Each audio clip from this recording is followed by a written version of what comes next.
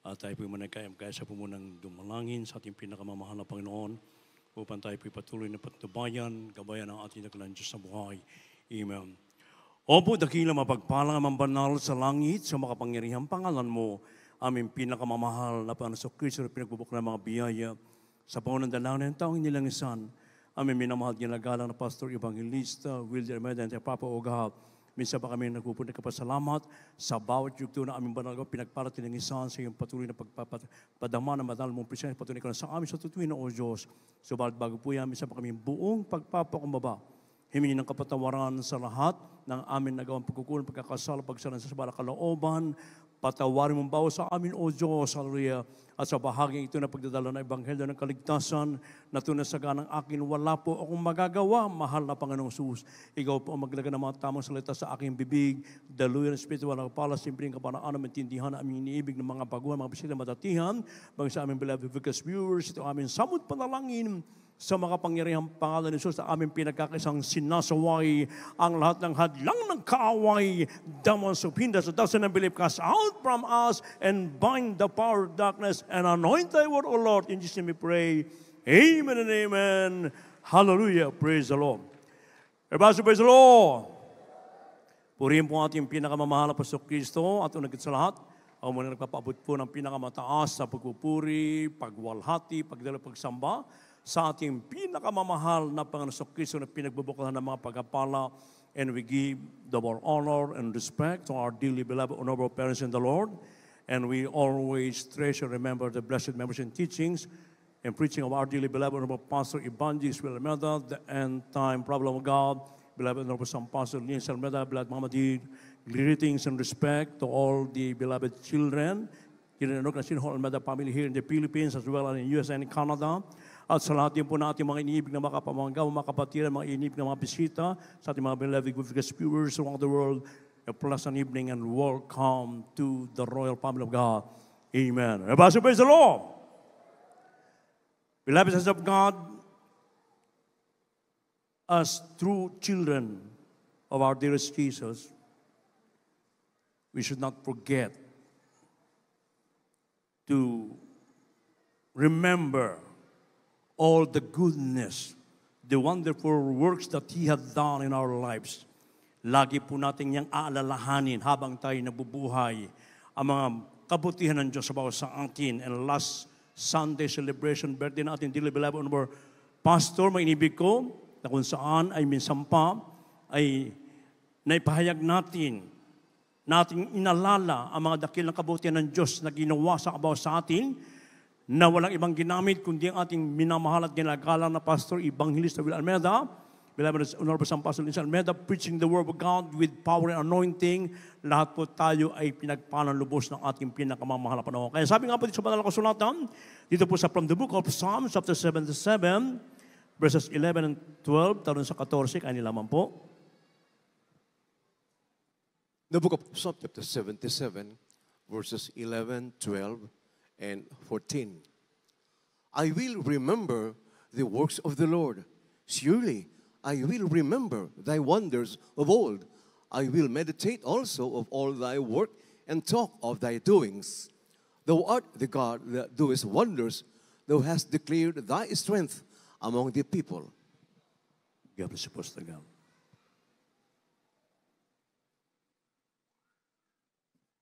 Mga awit 77, versikulo 11, 12, at talon sa 14.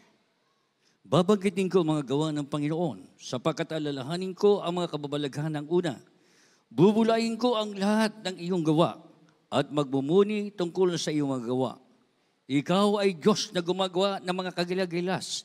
Iyong ipinakilala ang kalakasan mo sa gitna ng mga tao. Amen. Purihin po ang ating pinakamalapang. God bless you, mga kapatid, and God bless His word. And the Bible says also in Psalm 78, verse 4, we will not hide them from their children, showing to the generation to come the praises of the Lord and His strength and His wonderful works that He had done.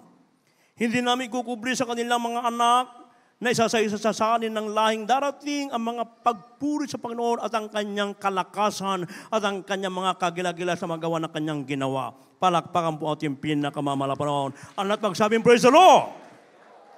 Mga inibig, Biblia mismo nagsasabi, bilang tayo mga tunay na anak ng Diyos, na pinili at hinirang ng ating pinakamamahal na Panginoon, huwag na huwag po nating kakalimutan, babanggitin, aalalahanin ang bawat kamanghamanghang gawa na ginawa ng Diyos sa ating mga buhay.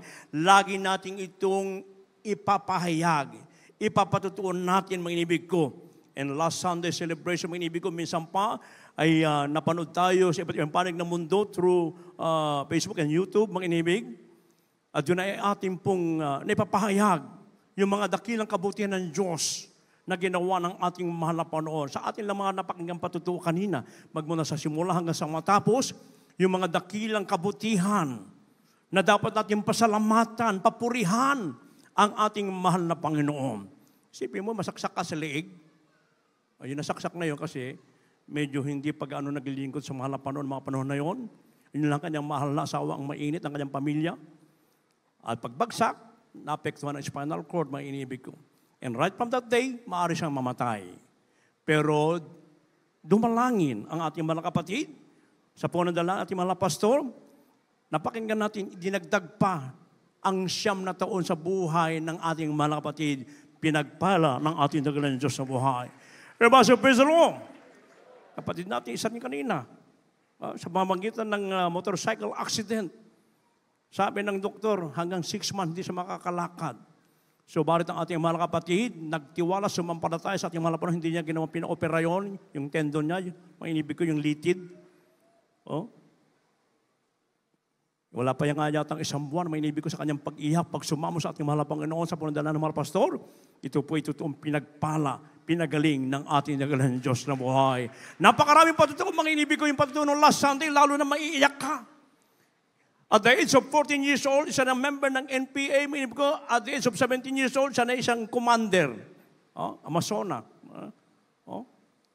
At sa kanya pong nagawang mga kasalanan, maaaring marami na siya napatay, mga inibig ko, sapagkat nakikipag-encounter sa mga government forces sa mga panahon na yan, dumating ang matinding karamdaman. Karamdaman na kanyang ikamamatay at siya pinaoperahan. Sapagkat cancerous yun na din sa kanyang yung intestine sa loob, mga inibig ko. At mukhang nung naoperahan naman, after ilang weeks lang, bumuka uli, mga inibig ko.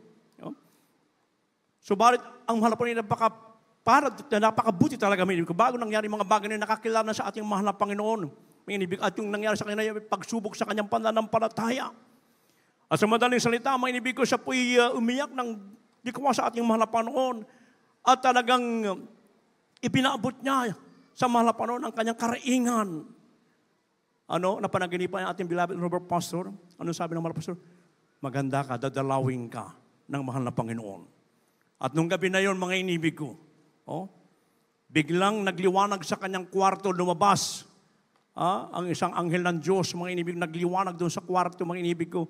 At mula doon sa langit, mayroon lumbas na liwanag. Tumama doon sa kanyang tummy, mga inibig ko, na para bagang ino-opera ng mahal na Panginoon. At instantly yun, mga inibig ko, pinagaling ng ating pinakamamahal na Panginoon. Yan yung mga dakilang himala na dapat nating alalahanin, bubulay-bulay natin, babanggitin natin yung mga ginawang himala ng Diyos sa bawat sa atin. Huwag natin niyang kalilimutan, huwag natin itatago, ipahayag mo yan sa mga kapitbahay mo, sa mga unsaved loved ones natin, sa kaibigan mo, sa kaopisinahan mo, upang sila din po ay magtamo ng kabutihan, ng pagkapala na nagmumula sa ating pinakamamahal na Panginoon. So, praise the Lord. Kaya nga saan Diyos ang gumagawa ng mga kagilagilalas, iyong ipinakikilala ang kalakasan sa gitna ng mga tao sa bansa, mga ibig ko. At dito ginamit ang ating dearly beloved of our parents, the Lord, sa pamamagitan ng TV Crusade, Radio Crusade, sa YouTube ngayon, mga inibig ko, sa Facebook, yung preaching ng ating dearly beloved of our pastor, doon sa ating radio program, sa DZME, mga inibig ko. 22 lang kasi nandun kalagay sa akin ang mga preaching natin mga pastor doon. Pinapagpalit-palit ko lang yon. Pag natapos ang 20, hanggang sa 22, balik ulit sa number 1, mga inibig. at napapanood ang preaching ng ating minamahal ginagalang na pastor.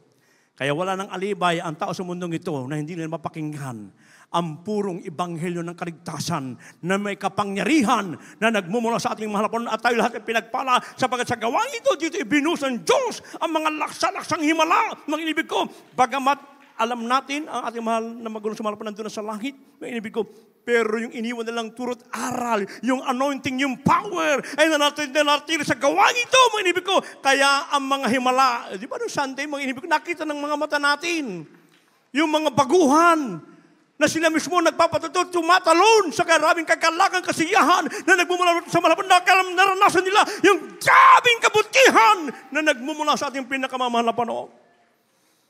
Kaya nga mga iniibig ko, kung tayo po'y magpapatuloy, mananatili sa aral turo ng propeta ng Diyos, makakamtan po natin yung triple blessing.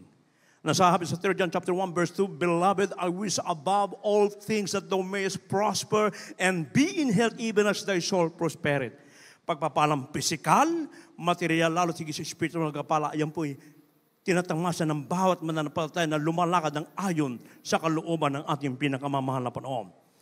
Kaya may iniibig ko, subalit kung tayo naman po ay hihiwalay after you have known the knowledge of truth, mga inibig ko, ano po mangyayari sa atin? Kaya po, dito po sa Hebrews chapter 6, verses 4 up to 6, kanila naman po. In the book of Hebrews, chapter 6, verse 4, verse 5, and verse 6. For it is impossible for those who were once enlightened and have tasted of the heavenly gift and were made partakers of the Holy Ghost and have tasted the good word of God and the powers of the world to come, if they shall fall away, to renew them again unto repentance, seeing they crucify to themselves the Son of God afresh, and put him to an open shame. God bless you.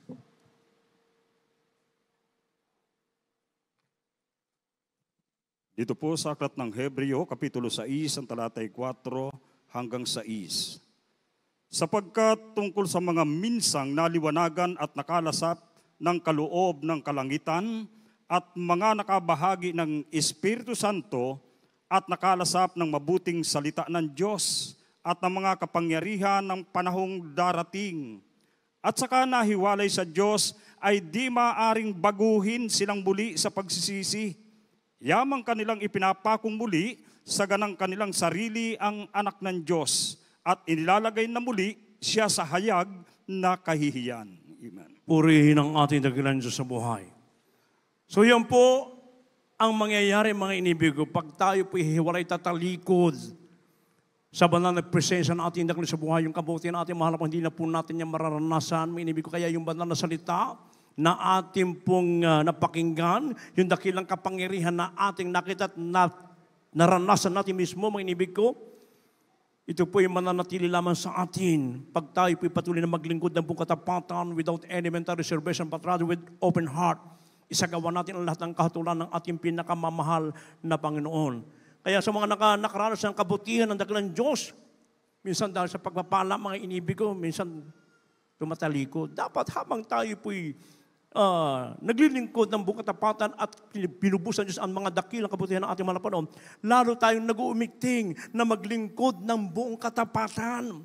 Huwag tayong liliban, huwag natin titingnan yung mga material blessing, mga iminibig ko. Bagamat kailangan natin yan, subalit pag inuna po natin ang kabutihan ng Diyos, ay napakinggan natin yung patuto ng kapatid kanina, isang choir member, mga inibig ko. Talagang hinihiling niya sa mga Panginoon kung maaari na hindi maapektuhan ang kanyang pagdalo 3 beses. May sagawa niyang kantukulan niya bilang mga awit ng banalubasan ng ating mahal na Panginoon. Kaya yung una, talagang disregard niya na dahil maraming talagang nawala yung kanyang joy. Kaagad kasi alam na mahal na Panginoon na maaring mawalay, mga inibig ko. So balit siya nanalangin, mahal na Panginoon, bigyan mo ako ng trabaho. Trabaho na kung saan ay ako'y makakadalo, magagampan ko ang katungkulan ko bilang mga awit mo. Ibinigay ng Diyos sa tamang panahon. Everybody say, praise the Lord. Kaya wag na wag po tayong tatalikod, sapagkat kung tayo tatalikod, sabi ng Biblia, malib ko, katulad tayo ng isang sa puno, yung sanga na naputol, pag ito po'y natuyo, itatapon to sa apoy. Mawalang silbi, mga inibig ko. Huwag namang mangyari sa ating buhay yan, mga inibig ko. Kaya may babala ang banal na kasulatan, mga inibig. May babala anong danger pag tayo po'y hihiwalay, tayo po'y tatalikod sa paglilingkod sa ating pinakamamahal na panahon. Ang sabi sa Romans chapter 11 verse 12, Roma 11:22, kanila man po. The book of Romans chapter 11 verse 22. Behold, therefore, the goodness and severity of God. On them which fell, severity. But toward thee, goodness, if thou continue in his goodness. Otherwise, thou also shalt be cut off. God bless you po.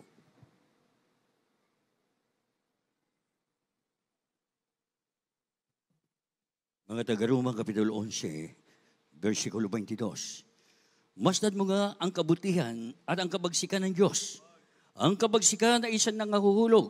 Darapat ang kabutihan ng Diyos ay sa iyo kung mamamalagi ka sa kanyang kabutihan. Sa ibang paraan ay ikaw naman ay puputulin. Amen. Purihin ang ating pinakamamahal na panahon. Ito po ibabala sa atin, hindi pinag-uusapan kung ikay tumagal na ng mahabang panahon. Kinakailangan upang manatili sa atin at maalala natin maalala yung dakilang kabutihan ng Diyos na pinagkakalob sa atin. Kinakailangan ating pagkapatuloy, sundin at unawain ang banal na kalooban ng ating pinakamamahal na Panginoon. Kaya sabi ito, masdan mo nga ang kabutihan. Lahat tayo namasdan natin, naranasan natin, nakita ng ating mga mata yung mga dakilang kabutihan ng Diyos, yung pagbabago ng bawat sa atin, yung po mga paghango ng Diyos sa kahirapan na tayo pinagyaman, mga inibig sa lahat ng bagay. Pero lalo tayo ng pagyamanin, yung spiritual, mga inibig ko. Sapagkat pag inuuna lagi ng spiritual na bago, lahat ay susunod na, mga inibig ko. Wag, sabi dito, ang tangkabagsikan naman, doon sa nangahulog. Kaya huwag po tayong mahulog. Upang hindi tayo mahulog, isagawa natin ang lahat ng kahatulan ng mga panahon because it is a fearful thing to fall in the dance of the living God. Isang kakilakilabot na bagay ay mahulog sa kamay ng Diyos sa buhay. Kaya yung mga tinuro at mga napakinggan natin aral na nagmumula sa propeta ng Diyos, sa mga Bible sa atin, ang Beloved Robert Sampaso, Linsa Almeida, panghawakan po natin, i-treasure natin ito na higit pa sa kayamanan. Ano ba sabi sa Lord? Ngayon, ano po ang pinagagawa ng ating dakilang sa buhay? Upang hindi po tayo mapahamak, mga inibig ko. Sapagkat mahirap mahulog sa kamay ng Diyos sa buhay, mga inibig ko.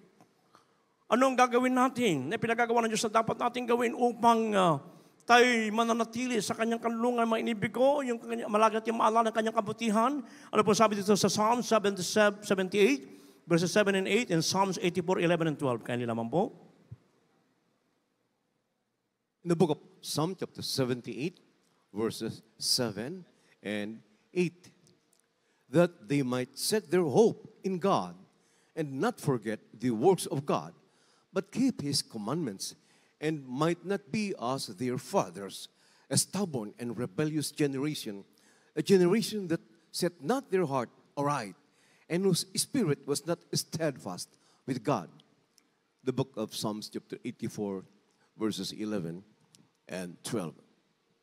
For the Lord God is a sun and shield. The Lord will give grace and glory. No good thing will he withhold from them that walk uprightly. O Lord of hosts, blessed is the man that trusteth in thee. God bless you.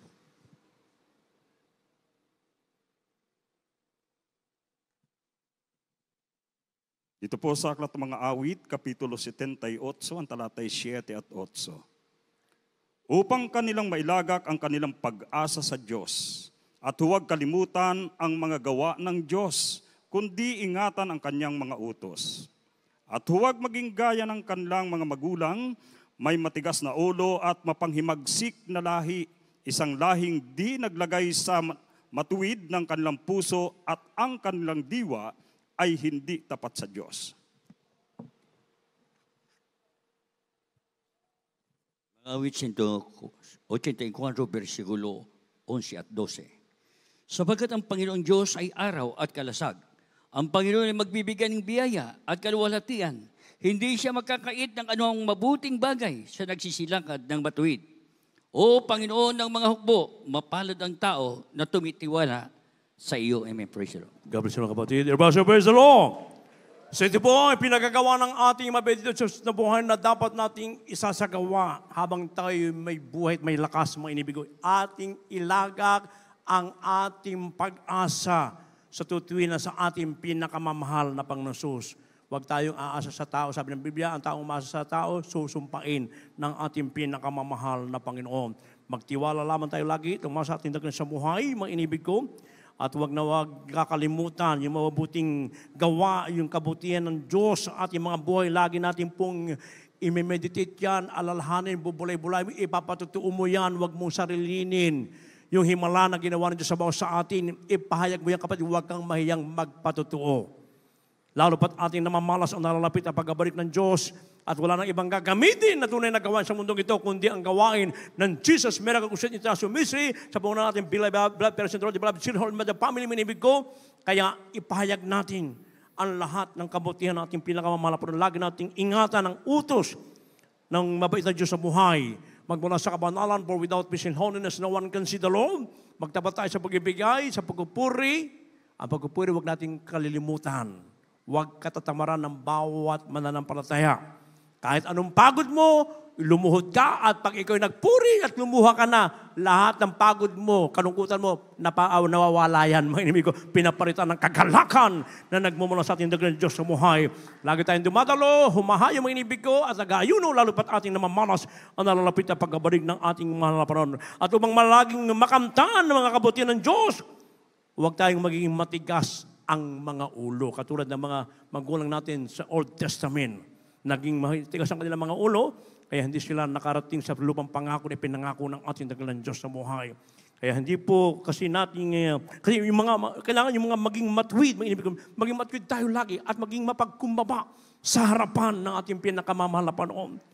Sabagat andyan lagi ang katugunan ng ating mahal na Panginoon. At pag nagawa natin mga bagay sabi ng Biblia, pag magtiwala ka at lumakad ka ng matwid at magtitiwala ka sa ating mahal na Panginoon, hindi siya magkakait ng mabubuting bagay. Lahat tayo pinakaitan ng mabubuting bagay ng Diyos. Lahat tayo ay ginawan ng kabutihan ng ating mahal na Panginoon. Ikaw mismo magpapatunay niyang kapatid. Ngayon, kung wala pang kabutihan ka naranasan, tanungin po ang sarili, kapatid. Baka hindi mo pang sinasagawa ang banal na kalooban ng ating mahal na Panginoon. Na dito hindi nagkulang ang ating dearly beloved, our personal beloved children, the family, na tayo po'y laging tinuturang pinangangaralan tayo, mga inibig ko. At kung tayo naman pikinukorek, huwag po tayong magtampo. Magiging kami, we stand to be corrected upang lalo kami maggamit ng ating dakilang Diyos na buhay. Kaya sabihin nilang mga anak ng Diyos, wala na mga pagkakampi-kampi, pagkabahagi, mga alitan, mga inibig ko, dakilang pag-ibig ng Diyos ang laging sumasa atin. Ano at pagsabing, praise the Lord! At pag nagawa natin mga bagay na mga inibig ko, ano ang pangako ng ating mahal na Panginoon? Ano sabi dito sa last verse? 103 ng Psalms, verses 3 and 4. Maganda na po mga awit. 106, verses 3 and 4. Maganda na po mga awit manunugtog. Psalm 106, verses 3 and 4. Blessed are they that keep judgment, and he that doeth righteousness at all times. Remember me, O Lord, with the favor that thou bearest unto thy people. O visit me with thy salvation. God bless you po.